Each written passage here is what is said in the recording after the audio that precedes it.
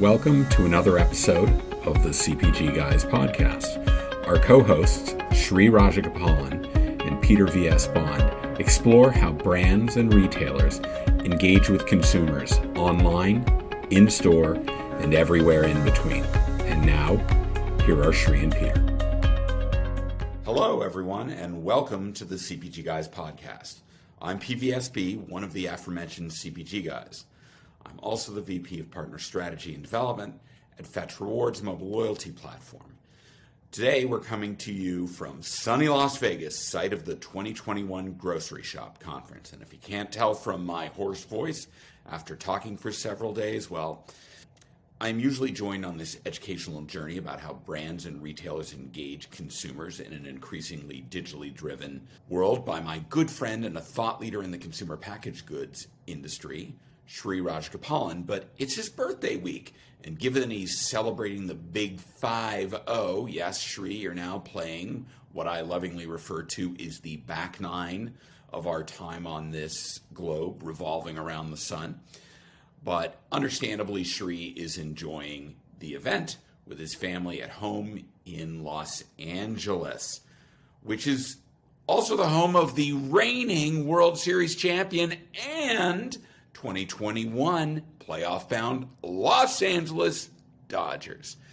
Had to slip that in. Anyhow, before we get to our guest, I will remind our audience that all of our content, over 130 episodes, it's available on 40-plus podcasting platforms, virtual assistants, and so much more. Content can be found by simply visiting CPG Guys.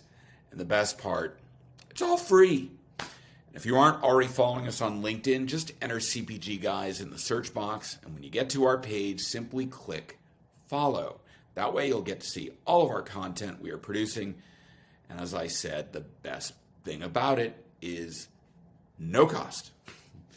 Anyhow, also we recently announced a partnership that we're forming with the Network of Executive Women.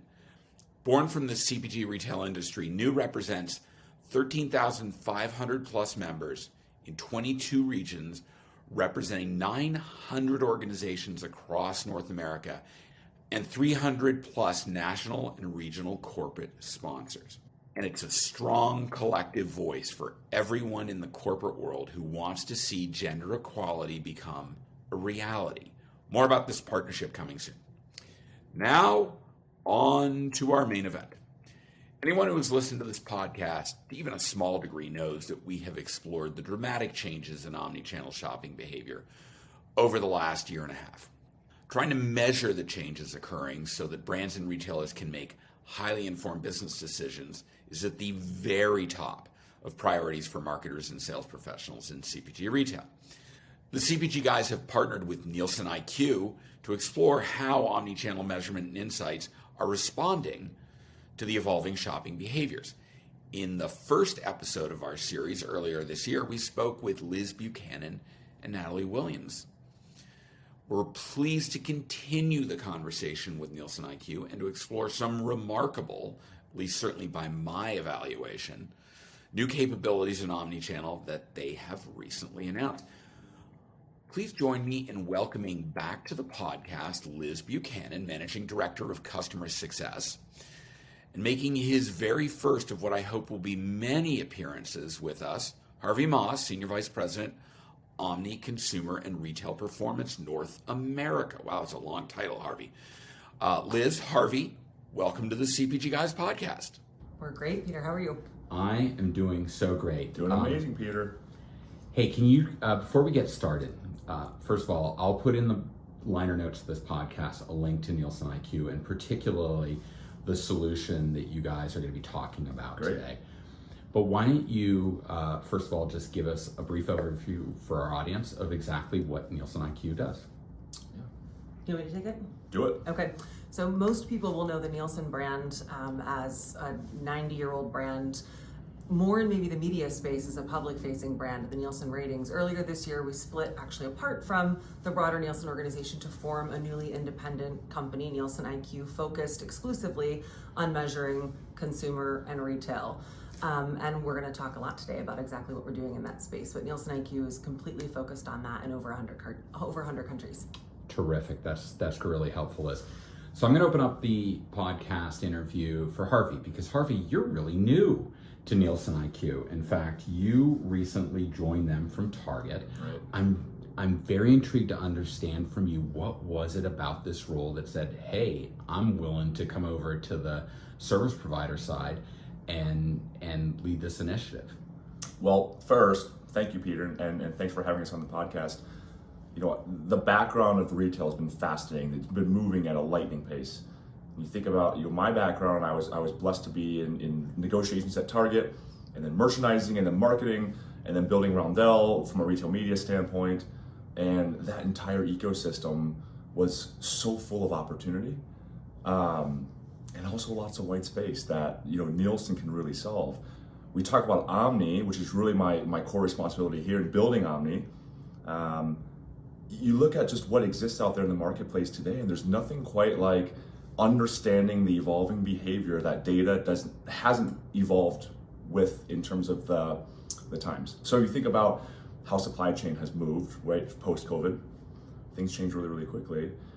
Data and measuring and analyzing that hasn't moved as quickly, and so that's really what we're here to build, is to provide our clients, manufacturers, retailers, with the most comprehensive view of the market, grounded in truth. And that opportunity is incredible. So that's why I'm here. Brilliant. That's helpful. So you mentioned talk about change and how rapid it is. I think we both know, and I don't need to tell you guys, that omnichannel commerce has undergone radical transformation in the last 18 months. What emerging trends have your attention right now in this space? Yeah, great question, Peter. So, here at Grocery Shop, I presented here at NGA. Why don't I share with you the trends that I presented and the ones that we had the most reaction, whether it be positive or negative. I love that, because we're sharing for people who weren't at the conference some of the insights you provided. So Great. You're expanding to a broader audience. Thank you. Yeah, that's great. The first thing, the least surprising thing, is that the OmniShopper is here and it continues to rise. And the separation of just being able to see online and offline sales doesn't cut it anymore. And I think people are starting to realize, and companies are starting to realize, that just understanding those two things and not being able to measure everything in between has been incredibly difficult. You pair that with things like Americans are really sensitive about financial security, and you talk about just the economy changing with forced behavior. We talked about consumers that previously shopped at stores, and 20% of those stores were gone. I mean, all these things kind of blend into a view that people are trying to decipher, which is what is actually happening in the marketplace right now. And getting that accurate, precise truth is so difficult to find. Some of the trends we saw were really interesting. The slide that I think garnered the most attention was our impulse slide. So the definition of impulse. And I shared, working for a retailer, this constant evolution of building the checklist of the future. And then I shared that, frozen foods is one example. 22% of OmniShoppers actually considered frozen foods an impulse buy. And I asked a question. I said, what does that look like for the future of check lane? Does it mean high velocity items won't perform well in an omnichannel world? It was purely a question.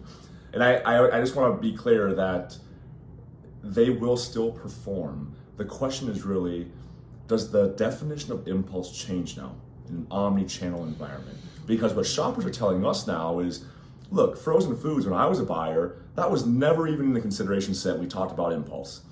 But they're dictating and telling us that this is the behavior they're looking at, and it's really our obligation to use data to figure out things like that as a means to deliver a better customer experience. So that was the biggest trend that we saw, and that got a lot of attention at both shows. The second is this consideration between price and quality, because despite this financial situation that we're in, Americans are saying, I really want to start saving more money because I don't know what's going to happen in the future. OmniShoppers are saying, I really want quality and premium over low price. And so again, another example of the OmniShopper bending what we would consider prior truths potentially. And those trends have been quite debatable here over the past couple of days, but it's been a really fun conversation. I think about that concept of impulse all the time, and I start thinking about how do you get them to want to buy that as their in the physical store, they're walking through the aisle and you do have that checkout. And that is, I remember in my early days working with Coca-Cola, when I would do a store walk with a route driver, they would first go to the checkout and fill the cooler, then go do displays, then do the shelf, and go back to the cooler one time, because if they could fill one more bottle that had sold, that's where the margin was. Yeah. And so what do? I start thinking about your old company and Target, and I'm thinking, well, now what do they do with pickup? Well, maybe it just changes what the experience is when they're sitting there waiting for the product to be brought. And how do you capture that impulse opportunity? So I agree with you. There's a lot that can be done. So you mentioned we're a grocery shop here in 2021, and I'm sure you're talking to a lot of people. So what, from your perspective, are you hearing at the show that the attendees are really talking about that's got their curiosity piqued? Oh, Peter, we joked, we saw each other last night. There's a little thing called e-com that's kind of a big deal right now. Shocker.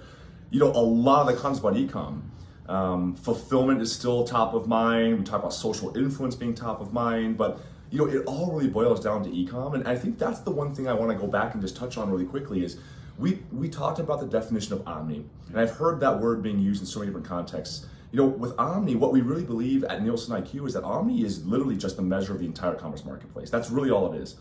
And it's the umbrella that encompasses all consumer behavior. I mean, and those two things at the intersection, it's all e-com. So when I hear things like my shopper marketing, my retail media, my direct mail, at NG, they're talking about, circular. And I'm like, you look at circular as a traditional kind of print medium, but all these things are actually interconnected in the omni and e-commerce space. And you can't just look at those things agnostically anymore. So what I find really interesting is that there's all of these discussions happening about, what do I put my digital marketing into in the future? How do I impact my trade budgets? What do I do to kind of capture more ROAS? And the whole world now with e-com is interconnected. In fact, that e-com term is really just, it's how consumers shop now, anytime, anywhere, with whatever device they want to use, and it's all interconnected. And if the circular gets them there, I mean, that is actually an influence into the e-com ecosystem. And I think that's what we're trying to prove through data. Yeah. And it's been very hard to do. Historically. Yeah. No, I was just going to say historically it's been hard to do, but I think we're making some big steps in that space, which is why it's so exciting. Yeah, I agree. And I think about the circular, those are going digital too, right? That's right. And they become shoppable themselves. That's right. And I think about all the content that sits behind them suddenly. So that kind of leads to my next question, which is the measurement aspect, because it's great to do things, but if you really want people to invest against it, they need to know that it moves the needle. So from your perspective, in your opinion, what are the key measurement deficiencies in omnichannel, and what have been the friction points to date in doing really meaningful measurement? You want me to take it? Yeah, you're the OG in the space. OG? She's the OG in the space. You're the Vicky Gunvalson of omnichannel. I don't even know who that is. Okay, Peter. sorry. Yeah, Real Housewives of Orange County. Got it. Not where I expected you to go, actually. It is my guilty pleasure. I will totally own it. I'm so happy to know that.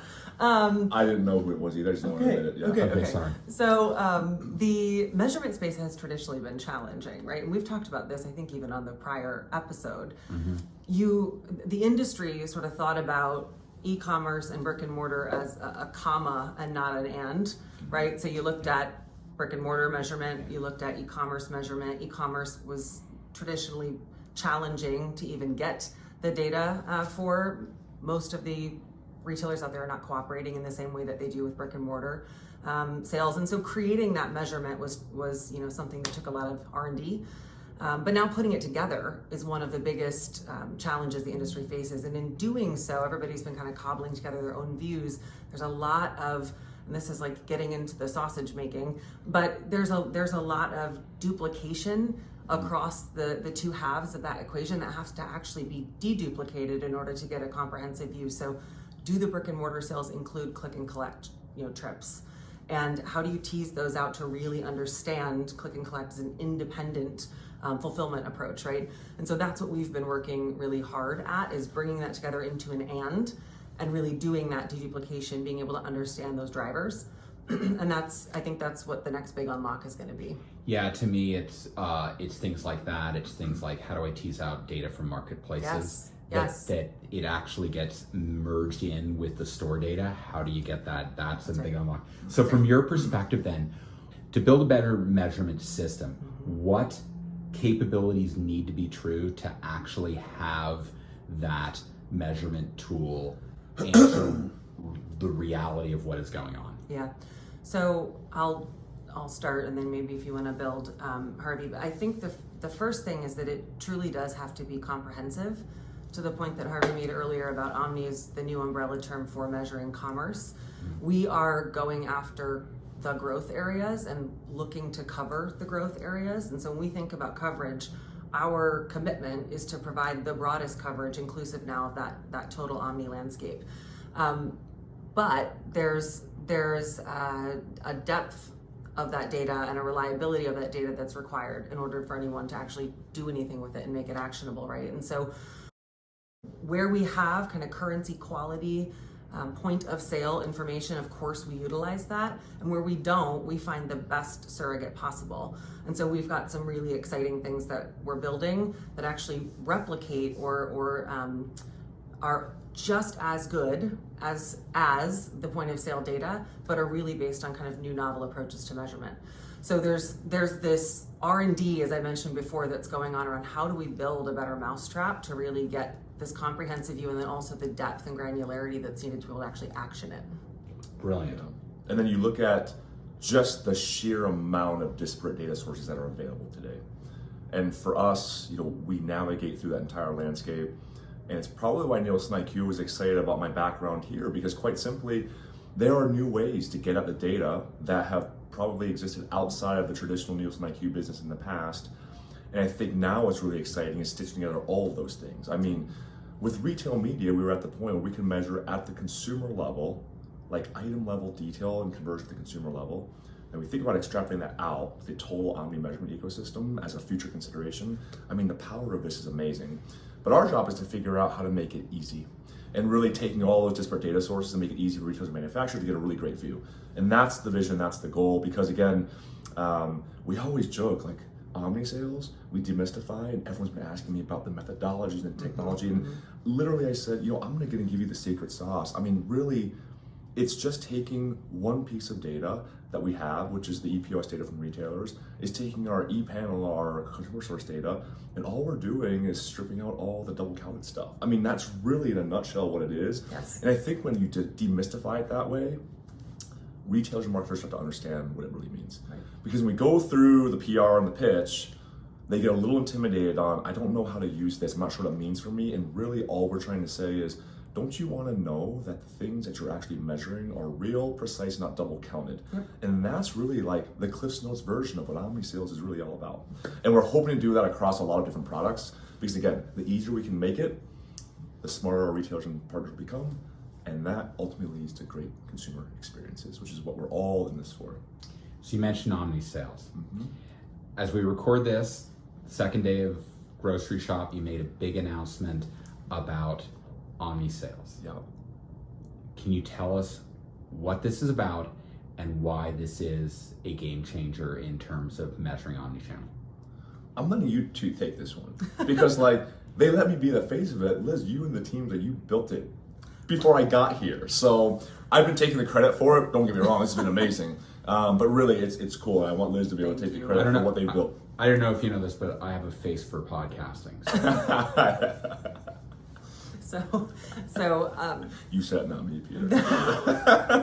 that umbrella view we talk about, right? The comprehensive measurement and the deduplication of that, bringing it all together. So we've had, brick and mortar measurement for years, best in class. We've had a fantastic product around e-commerce measurement, and we're bringing that together to form our OmniSales solution.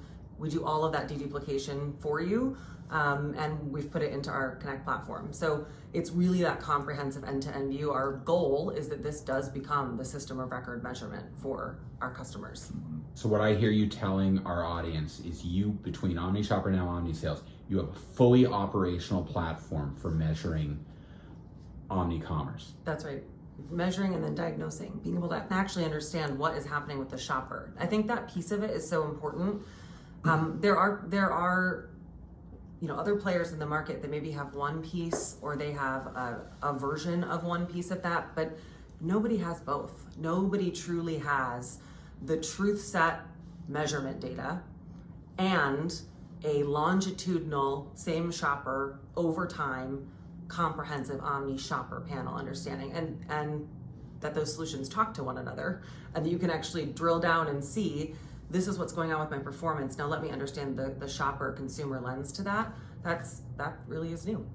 But And wait, hey, Pete, I'm gonna put on my salesperson hat here, like infomercial time. Like, let's prove it to you.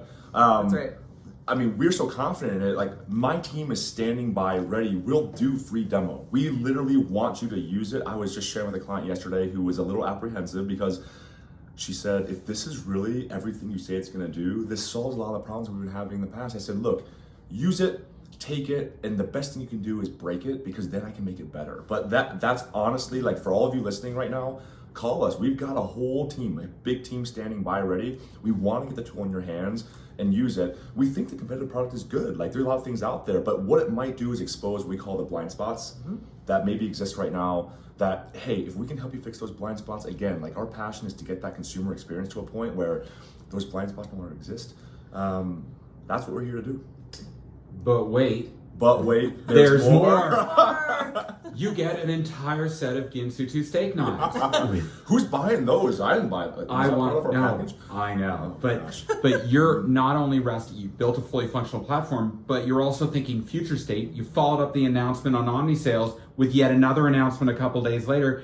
You're making some investments in the future state by bringing into the NielsenIQ family both Data Impact and Rakuten Intelligence. Yep. Wow, can you help us understand how those pieces finish the puzzle, or at least make the puzzle stronger than what it already was? Well, first, Rakuten and Data Impact family, we are so excited to have you, because this is like a match made in heaven. Peter, I talked about earlier, just there are so many data sources out there available that we need to stitch together. And currently, the stuff we have is really good. Data Impact and Rakuten make it really great. So to be clear, on the Rakuten side, a lot of the ePanel is actually powered by Rakuten today. So for us on that piece, it's the ability to invest, to be agile, to now have the data sets owned by one source of truth. Rakuten also gives us a lot of other breaks, which we're excited about. I mean, non-endemic categories, Peter, which we have not traditionally provided as NielsenIQ in the past. Financial services, which we have an arm, but it's a very different piece of that business. Those are all things from a data standpoint that we are now getting as part of Rakuten. And I think evolving that at a rate that we couldn't do before with two standalone companies. Yep. While they've been fantastic partners, having it all under one family will be fantastic. And then the Data Impact side, what we're most excited about is it brings in this entirely new source of publicly available consumer source scraped data in a frequency and at an agility level and at a granularity that we've never had before in the past. I mean, we're talking about store level by day by UPC. I mean, we're talking millions of signals that we're getting that we didn't have before. The more signals we have, more granular and precise the data gets. The future is very, very, very strong. But I do want to make it clear that OmniSales, OmniShopper, as they sit today, they are fully operational. Like, they are not alpha products. Data Impact and Rakuten make things better. But right now, the tool is fully operational, ready to be used. It will only get better and better and better from here. Well, it's kind of like, as I was saying, we're investing in the future growth, right? So as we think about what comes next, it's also being able to really get to omni-causals. So today, when you think about, your traditional sort of data discovery approach, you go into your data set, you look at your performance metrics, and you want to understand, is it distribution? Is it price? Is it, any of those standard causals we all know and love? Now expand that to truly being an omni view of causals, including all of the stuff that everyone is super eager for around digital shelf. And not the comma, right? The and. We're looking at this comprehensively so you can really understand the combined brick and mortar and digital causal impact. And that I think is sort of the next horizon of omni analytics for us, and Data Impact and Rakuten help us in a big way with unlocking that. You see how excited we get about it? It's like, we geek out over it big time, but just a little. I mean, we talk about the industry has a lot of what right now, like what happened. We have a lot of that data. Everyone can get it. The why it happened is what we're really passionate about. Yeah. The why it happened is the fuzzy part. These two acquisitions help us better get to the why. and the causals, the longitudinal behavior. Yep. I think the future is incredibly bright, and what we're hoping too is like this sets a new benchmark for the industry in terms of what is acceptable measurement. That's right. And that's the goal, is to continue to improve upon that and make the industry better and better, better and smarter. Yep. What I hear you both saying is right now with OmniSales and previously OmniShopper together, you have a fully operational activation of measurement and insights. That's right. And what you're also investing in with these two new acquisitions is we're going to make that one even better going forward. Yep. And brands and retailers in the industry who want to get a handle of Omni, this is where you should be. You're hitting exactly what the market needs right now at a very critical juncture, because we've seen massive transformation, and this is going to help answer very important questions for brands and retail. So that's terrific. We're going to include in the digital liner notes of this podcast episode links to your LinkedIn profiles, Awesome. links to NielsenIQ, both online and their LinkedIn page, and we're going to include a link to the deck that you referenced where people can go learn about it. We encourage our audience, if you wanted, Harvey served it up, you want a demo, you want to see it, no cost, Bring it on. bring it on. I love to hear that. Liz, Harvey, such a pleasure. Thank you for joining us. Thanks for Thank having you, us. Peter. Always fun to talk to you, Peter. And that's it for us today. Thanks for joining us. We look forward to speaking with you on the next episode of the CPG Guys podcast.